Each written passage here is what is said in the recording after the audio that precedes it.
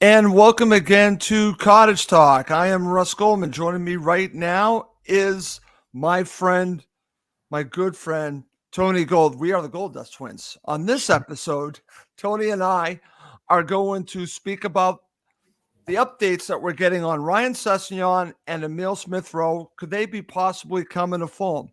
We'll also be talking about a new contract for a young player that Tony and I are very high on, Devin 10. We'll be doing that probably in the next 30 minutes. As always, please do subscribe on YouTube and Apple Podcasts. It does help other Fulham supporters find us. Okay, Tony, thank you so much for doing this in short notice. Are you looking forward to doing this show? Definitely. Okay. All right. So let's get to it. And let's start with talking about Ryan Sessegnon. Now, I saw this morning. We're going to get to the other two topics. I'm just going to share this from Fabrizio Romano. He wasn't the first person. There have been several people that were tweeting this out, but actually, I'm sorry, I stand corrected as a Goldman. I think Fabrizio might have been the first person, so there you go. He tweeted this out. Ryan Sessegnon just recently signs 2-year deal with an option for a further season at Fulham. Story confirmed. Unquote. So that was actually tweeted out a few hours ago, but he had a tweet earlier. So let me ask you this, because you and I have been going back and forth on this, and I know Fulham supporters are probably split on him coming back to Fulham. I'm for it because I see Ryan as someone that I think still has something to offer. He's 24 years old, Tony. You and I are going back and forth. I'll just share a little bit. It doesn't show, like you're moving forward. It just looks like a deal to bring in a player. It doesn't look like you're looking to get better, and again, maybe be, I don't know, just looking towards the future. It looks like just a move. I see it a little bit differently. I see it as someone that still has a lot of potential, and I really look forward to seeing him back. But I'm asking you the question: how do you feel about giving Ryan Sessegnon a second chance with Fulham? Yeah, look, I don't have an issue with it at all, Russ. I think there is there's a story here because of the history that Ryan has with the football club. Obviously, Yep. Djukanovic gave him his debut back in 2016. He was 16 years old. He played a massive part in a very sort of successful period for the club, and became very quickly a fan's favourite. But as you know, with the history of our football club and how young players tend to go, is that the interest from other big clubs suddenly becomes quite important, and then suddenly these young players are being looked at and hurried away from our club where they've started out, they're building themselves up, and we can name a handful of players that's happened to over the last 5 to 10 years. I always felt that when Tottenham showed their interest in Ryan initially, he was going too early. Didn't think it was the right move at the time for him. Certainly not the right club. But as you know, money talks. The opportunity to play Champions League football, etc. For a young player like that is too good to turn down. And obviously, off he went. Now people will say, Tottenham fans will say that he wasn't good enough. He wasn't strong enough. Yep. He wasn't mature enough, etc., etc. There is an argument to say that perhaps he wasn't given, enough time, wasn't given the opportunity. He did go there when he was very young. And I think it all happened way too early for him. And like you said right at the beginning, he's still only 24 years old. 24 years old. So, look, I think that him coming back is, as you said when we've spoken about it, we've got nothing to lose. Exactly. They're getting him on a free. He's coming back. If he can find the form that he had before he left us and get anywhere near back to the fitness and the levels that he was showing, then you know what? He'd be a great backup for Robinson. Right. He'd be a great option to have slightly higher up the pitch, maybe on the left-hand side. So he gives you that option, but it's all ifs, buts, and maybes. My point that I made, Russ, earlier about it being just a lazy bit of business from the club is that, I can see why the club are interested and why they get him back and why he'd want to come back. I get all that, the nostalgia, the history, everything else. But, we've got to be looking at more marquee, better signings than that. If we're moving forward. Right, Tony. And what I was trying to say at the beginning, but I was really not able to get it out, is, as you were saying to me, the move itself lacks ambition. That's basically the point you were trying to make. If you look at it by itself, it's not an ambitious move. It's a no-lose move, basically. Let's call it what it is. And I agree with that. And that's the way I was looking at it, that Fulham have nothing to lose and everything to gain. But it's not an ambitious move. We're going to be talking about a potential move that would be an ambitious move. And I think that's why you were probably not against Ryan, but really just against the fact that we have not made that ambitious move yet, Tony. We're going to talk about Emile Smith-Rowe coming up. That's the ambitious move I think you're looking for. And signings like that, those are the signings that we want to see. But I don't see anything wrong in a vacuum of just bringing in this player and see what you can get out of him. And maybe you find lightning in a bottle. That's the way I'm looking at it. Yeah, look, if you look at his record in the Premier League in the last 5 years with Tottenham, I think he's played 38 games over 5 seasons. That's right. Which, when you break that down, I mean, it's horrendous. That's 5 years of his career down the Swanee. Now, a lot of that, there have been injuries, obviously. And then he had a year out at Hoffenheim where actually he did okay. He played, 20 odd games for them. And by all accounts, he did relatively well. But the Bundesliga, as you know, is very different to the Premier League. And it may be that the Premier League is just too quick, too fast for him at the moment. But like I said, if he's coming back, Fulham can get him fit. And, he can show the kind of form he had for us, in that season in the Championship where he, scored 15 goals, got Young Player of the Year, got Championship Player of the Year. If that's the kind of Ryan that we're getting, then you know what? As you say, it's a no-brainer. It's an investment that isn't going to cost Fulham anything other than the 2-year contract that they've put on the table. That's right. And it's as I say, the fans know him. He knows the club, and I think it's just a glove that fits the hand, quite well in that regard. And that's kind of the way I look at it, Tony. And I've talked to others as well. You don't become a bad player overnight, okay? The situation might have not been ideal for Sessegnon, and he might not have been ready for a move like going to Tottenham, like you have already mentioned. It's a bigger club, let's call it what it is, and the pressure was on, and the abuse he got online was crazy. It was crazy. From the beginning, they were on top of him. They've been like this with every Fulham player that's gone to Tottenham. I've noticed it. Clint Dempsey, even Moussa Dembele, they were rough on him. If you go on social media in the very beginnings of Moussa Dembele going over, they are just a fan base that just basically rips their own until they prove themselves. I get that to a point, but they were just relentless on Sessegnon because the expectations, Tony, I think were so high, and they were expecting something that he never was. They were expecting a player that was going to basically go into the left, cross it in, or just attack. And that was never his game, Tony. That was never his game at Fulham. They were sold something that he just wasn't. He's a player that uses his brain and is always at the right place at the right time. He's got a great footballing brain. But what I also noticed is that he has matured as a player at Tottenham and started doing those things that they were saying that he couldn't do in the beginning of his career. He actually did develop. And I'm thinking, if you combine that, what do you have to lose if that's what he's giving Fulham? If he's an improved player and can stay healthy, we've got nothing to lose. Yeah, no, listen, as I say, he went to Tottenham very young, and Tottenham don't have a great history of developing and improving, young players that they've signed. They've had a lot over the last, certainly 7 or 8 years, and not all of them have come to fruition for whatever reason. So, I think that at the end of the day, he gives us options. He gives Silva options. certainly, if anything happens to Robinson, we know that he can come in and he can do it. He can do a job there.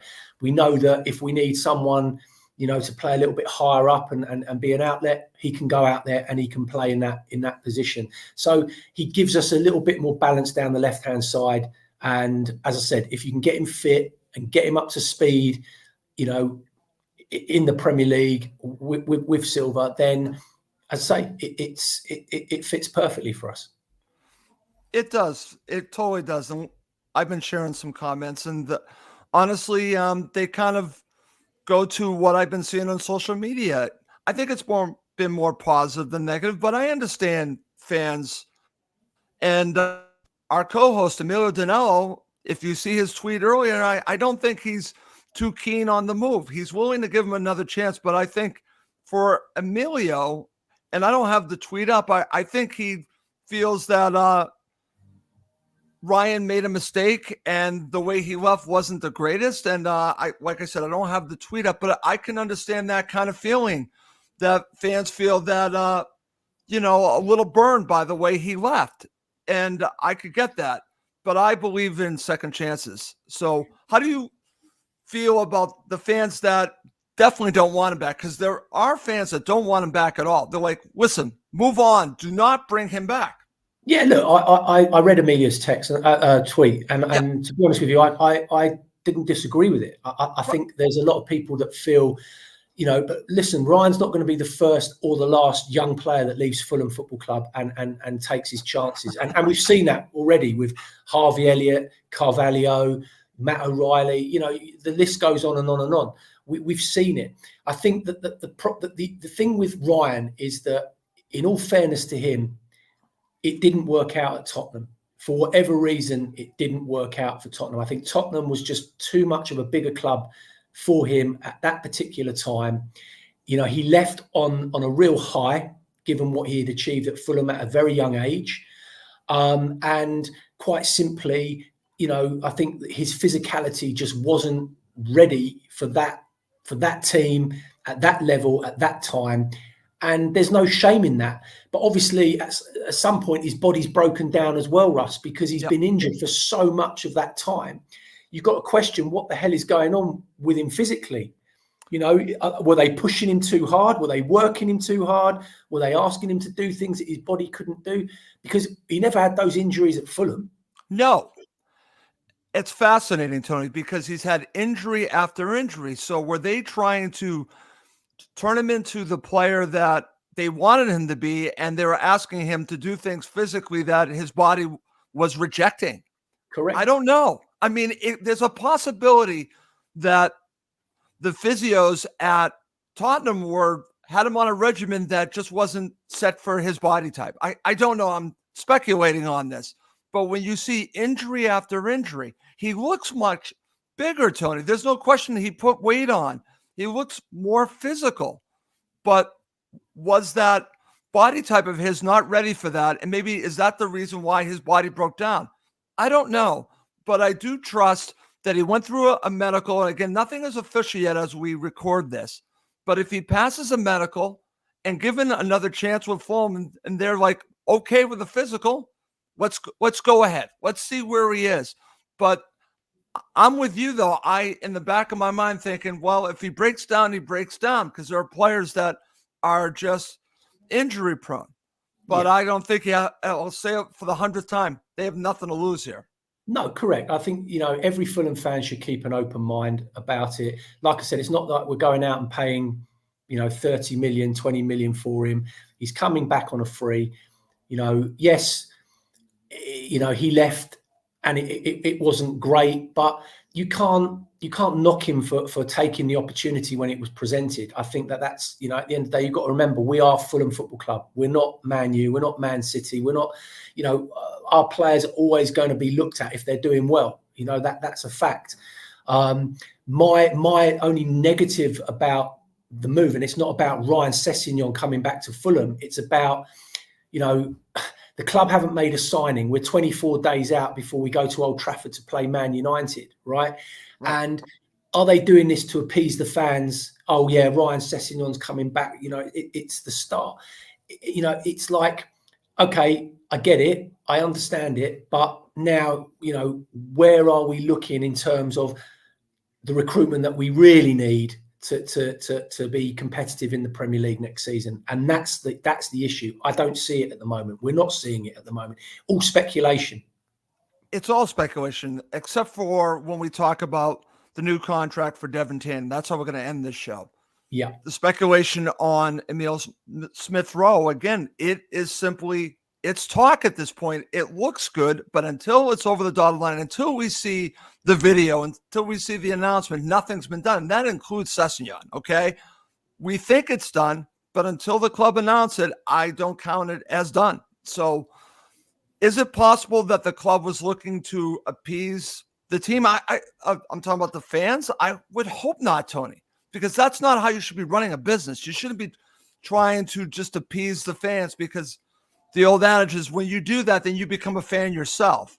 You need to be looking at it as a business. And I'm with you. You and I are in lockstep. We want Fulham to be ambitious. And now we're going to focus on the second potential move here. Like I said, it's potential because it's speculation. Let's talk about this tweet from Fabrizio Romano, but this really began last night from David Ornstein on The Athletic. This is where it all began, but this is today from Fabrizio Romano. He tweeted, Fulham are also working to advance in talks to close Emile Smith Rowe deal with Arsenal. So I saw the speculation last night from David Ornstein.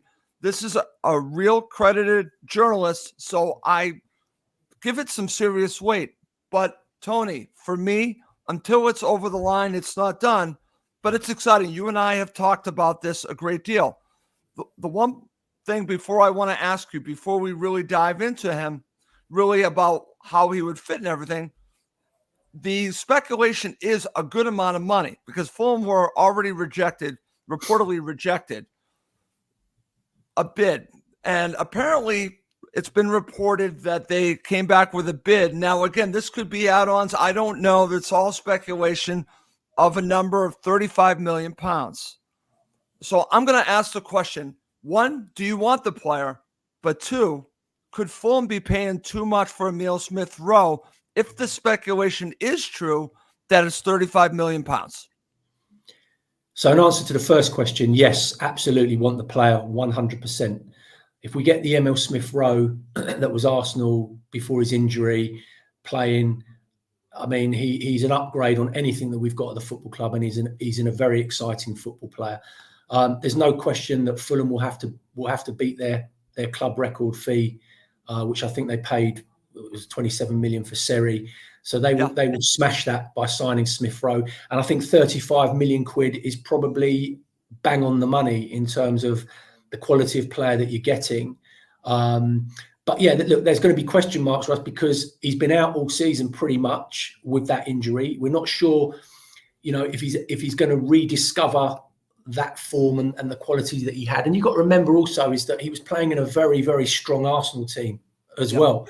So he had very good players around him. But look, he's another player that comes in and offers you something different. He's quite versatile. He can play wide right. He can play in the Pereira role. And you know how I feel about that area. But I think he's a player that can score goals. I genuinely do. I think he's got that in his locker. And that's something in that area that we really miss at the moment. So for me, if it's 35 million plus add-ons, Fulham should get the deal done and get it over the line and get him in ASAP, because there are going to be other clubs that are interested. There's no question about it. And we can't be seen hanging around if it's there. And we know that he didn't play for Arsenal the other night against Bournemouth in America. So we know that he wasn't there. So there's obviously something going on. But that could be, Fulham could be one of several clubs that are talking to him. So we need to move quickly and we need to get it done. Okay. And I'll throw this out to you. Let's say it happens. We pay 35 million pounds for him. He is a very young player, still very young, Tony. Yeah, 23. They're 23. So you have a chance to, I hate to say this, flip him in a few years, maybe double your money. So I'm just saying that business-wise, this could potentially be a huge move if he is the player that we all think he's going to turn into. I don't want to say let's move on a player and he hasn't become a Fulham player yet, but you do have to think about that. And you want to hold on to him as long as you can. But if he's as good as people say he is, then eventually he would move on. But you might really be able to get serious money for this player because he's so young now. This is what they should be targeting a player like this. Try to see if he's going to stay for 2, 3, 4 years. But even if he goes in a couple of years, you can flip him for a lot of money, Tony. And I think that's a valuable part of this situation. Yeah, I mean, you're always looking to buy with the opportunity to invest further down the line. And obviously, if we sign him and he ends up playing and then rediscovers that form that he had at Arsenal, and you've got to remember, this is a kid that's played over 80 games for Arsenal, or around 80 games for Arsenal. So he's no mug. And I think he had a couple of loan spells at Leipzig and Huddersfield at some point as well. But, look, if he rediscovers that form, I would suggest that, 2 years' time, if he's still here and he's still playing, yeah, of course, another big club will probably come in for him and you could well double your investment. But, that's going back to the point again about us selling our best players and wanting to push on to be more than just a feeder club for other clubs in the Premier League and just for us, to exist. We want to be pressing for European football. We should be wanting to do that. That should be an ambition. Every fan wants it. Every club wants it. Why can't we? Why do we have to be that club? So I just think that, first of all, get the deal done. Second of all, get him fit and Silva getting him back to playing to the levels that he was, when he was at Arsenal. And that will be a fantastic investment. And I think a very exciting player. Very exciting. Totally agree with you. And listen, I just fell into the trap. You and I have talked about this a lot. I want Fulham to build. And how do you build? You hold on to your best players. And of all people, shouldn't be saying, well, you know what, we can double our money, because I don't care how much money you can get. I want to keep the player. But if we're being realistic and Fulham have not gotten to Europe or not pushing for Europe, then doubling your money is not the worst thing. But I think what you should be looking for is trying to build something towards Europe. And if he helps you there, maybe you convince him to stay. Maybe you become a different type of Fulham. Maybe you become a team that is on the cusp of Europe each and every season. He could be a player that could get you there. So I shouldn't even have gone there yet about talking about doubling our money. How about getting the player and see if we can push to Europe? That's what I should be focusing on. But it's hard not to think about what you can get from it. But I agree with you, Tony. We should be building something. We should be ambitious rather than thinking, you know what, we got to flip them in a couple of years. It's a good point. Before we move on, I want to share a couple comments. They go on to talking about Pereira. This is from our friend Colm.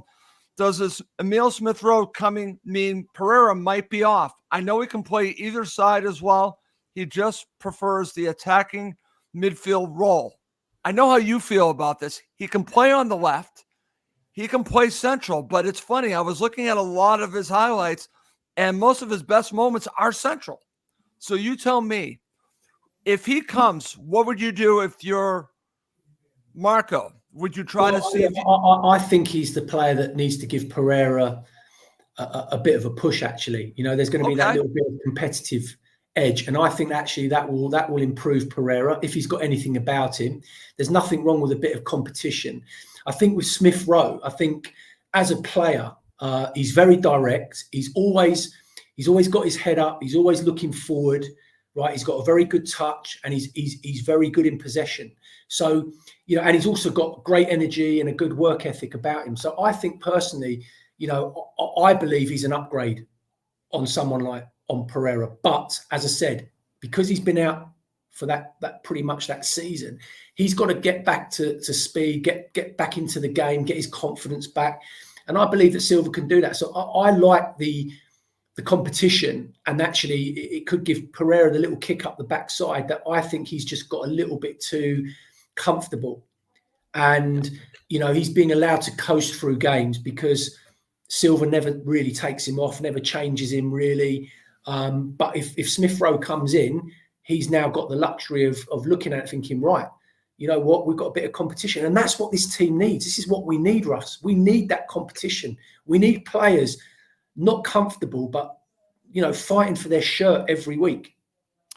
Totally agree, Tony. That's why I know how you feel about Pereira, but I like the fact that you were willing to look at this as competition for Pereira and make him basically fight for his position. And I like that. And the fact that Emile Smith-Rowe can play on the left, can play in several positions is a really good asset to have, and allows Silva to move the chess pieces around the board. So this is a very good situation. Yes, he can play central, but he can play at the left too. He can push the left-hand side. We have Sessegnon. Again, if this happens, you have options. We need options everywhere. It's been a poor window because no one's come in. I think if you look at the players that they currently have, there's some very good players there, but you need quality to add to it. Sessegnon on a free would not be a bad thing, and then bringing this player in is a really good move. It's a fantastic move. I'm going to share this comment from our friend Fulham and Dayton, who I have actually met in person in Philadelphia. He goes back to our conversation. You can't ignore the fact that he could be a long-term investment that returns a big fee if he does well. We want Europe, but also be aware that we could get a large return on investment on and off the pitch. It's a good point, and that's kind of what we've been talking about, Tony. Yeah, 100%. And we've seen it with Polinia recently, Mitrovic. We've made a lot of money on all of those players. So, yeah, there's no question about that. No question. Okay, here's from Gary D. again talking about Pereira. Evening, gents. Great news today. Think Pereira will drop back deeper in midfield. Smith-Rowe more creative. What are your thoughts about that? Look, Pereira, as I say, you want your good technical players on the ball. Yeah, that's an option. He could drop Pereira, back in there alongside one of the more holding midfield players and give us that little bit more quality on the ball. That's something that he'll have to try. Whether it will work or not, who knows? But ultimately, as I said, what it does is it gives everyone in the squad a bit more competition and means that people have got to work and be a bit more hungry when they're out on the pitch to do better. And I think last season for me, as I say, Pereira didn't really have that, and he coasted through games because he knew he could. And I think he's got a lot more to give. And I think if he's got that little kick up the backside, knowing that he's got that there, then maybe that will give him that. Okay, excellent. All right. Thank you, everyone who is watching live. Tony, we have almost 300 people watching live. We did this ad hoc at the last minute. Think about this. We have almost 300 people watching live with us. Thank you, everyone. Obviously, there's a lot of interest in talking about Fulham right now, and I'm glad that we could do this show for everyone. Coming up next, we're actually going to talk about a young player who we both feel has a bright future with Fulham. Okay, Tony. To end this show, probably for the next 10, 15 minutes, I want to talk about a player I've talked to you about a great deal. I saw in Philadelphia, and I think has a bright future with Fulham. Extreme bright future. Devin Tanton signs a new 2-year deal with Fulham with a club option for another year. Very young player, right back. And this is a player that I watched in that match against Tottenham, but I watched him here in America, and I've seen him play enough to see a quality player. And Fulham currently have 2 right backs, okay? But for me, Tony, I think you got to give this kid a chance. You have to give this kid a chance. So I'm going to ask you the question. Do you want to see Devin Tanton get a chance to play with the first team this season or go out on loan? I don't want to see him go out on loan. That's where I stand on this.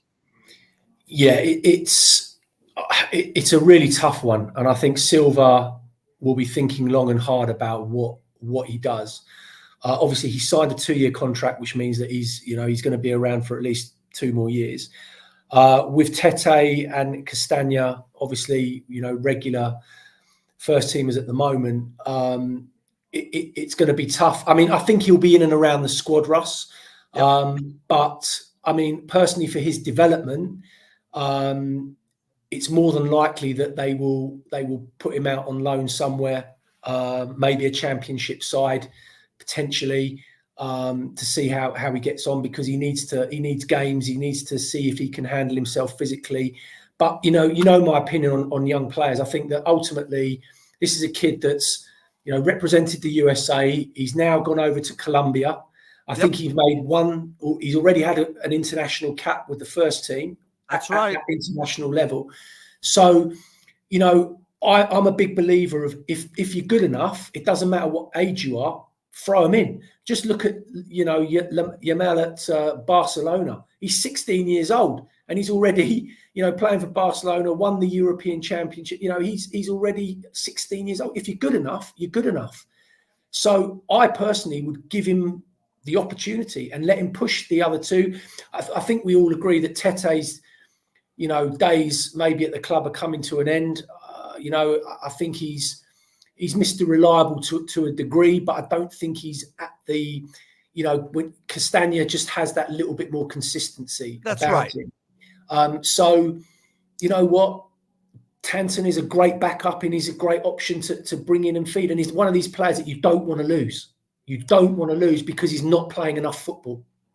Right, Tony. And that gets to the rub here, because if you're asking me, I want him to get every chance he can to win that backup position from Kenny Tete, okay?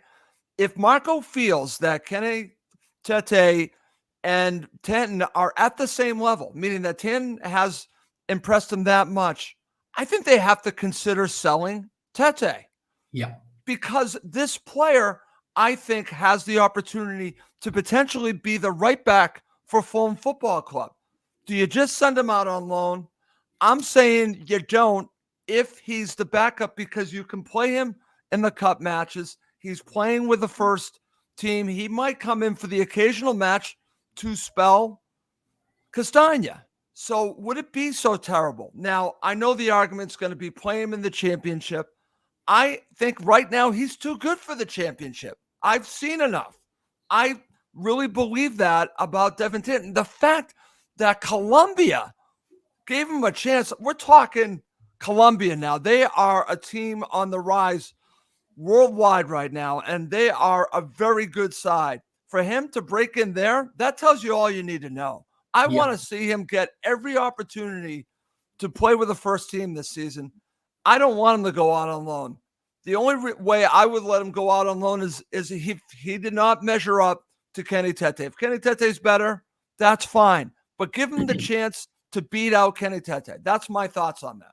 Yeah, I think the difference between the two players ultimately is that Kenny Tete's got a bit more experience. In terms of playing ability, I think Devin Tanton's got, far greater attributes, actually.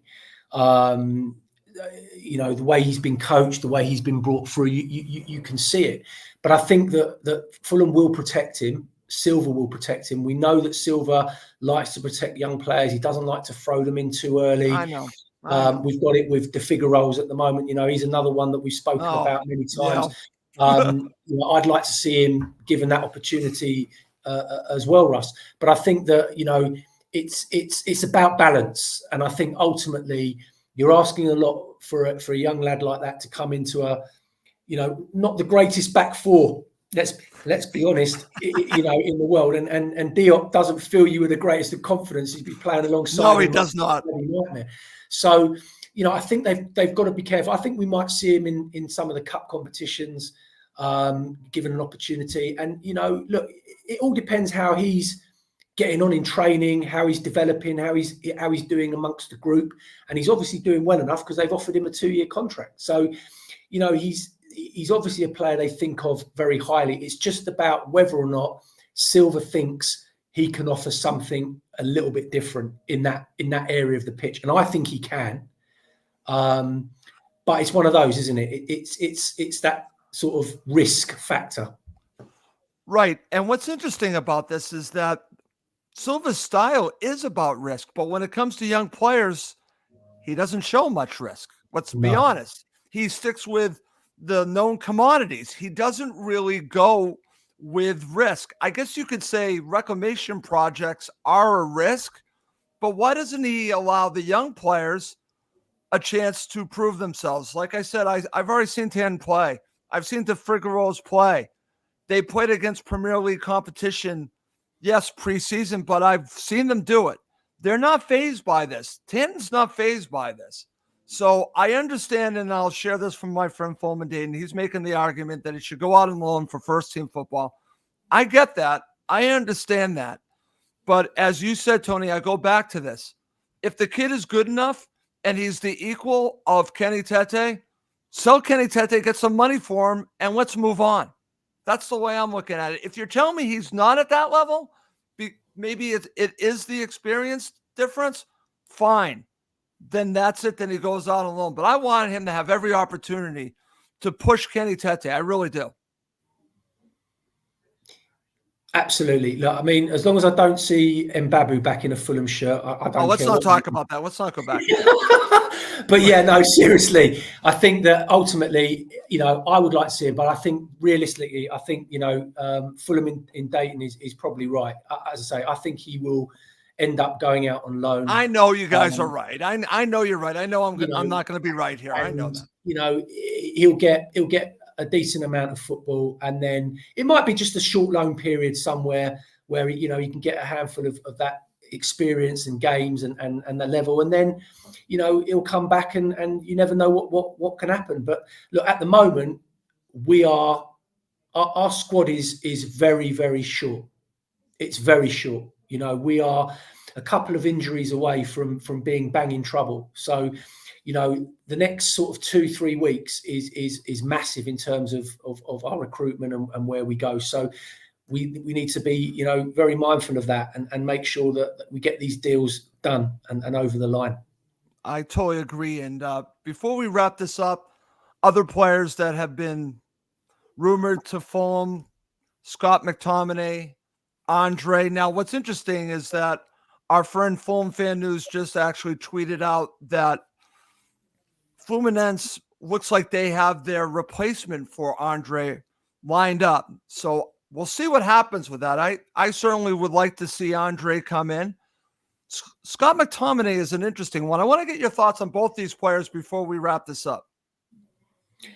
So Andre's looking more and more likely, given the news and behind it, and obviously all the rumours and everything. So that is looking, more likely. And yeah, look, I don't know enough about him, Russ, as a player to comment on what his qualities are. I haven't seen enough of him, but the talk is that there's a number of players that seen him play recently. In fact, only a few days ago, and said that he was very good in there. He did a good job. He's always looking for the ball, always looking to get on, looks to break up the play. So the talk around him is obviously very positive, and Fulham feel like, and Silva obviously feels like he'll add something. So that looks like that's something that could happen. I can't see Scott McTominay coming to Fulham. I just can't see it. However much I think I'd like to see it, because as I said to you in the previous program that we did, I think he's a player that's actually improved. And I've seen different qualities in him, but I just don't see him leaving Manchester United to come to Fulham. I don't see it. I don't either. And this is his club. Why would he want to come to Fulham unless it's to play regularly, which is always a draw? Why would you want to leave Manchester United? I'm not against it, but I just don't see it happening. Anyways, Tony, listen, we're going to wrap up this show. Thank you so much for doing this at the last minute. I just want to mention this before we go. Right now, we have 370 live listeners. 370 live listeners. I can't remember the last time I've done a show with that many listeners. So I just want to thank everyone that has watched live here, and just thank you very much. Tony, final thoughts before we go.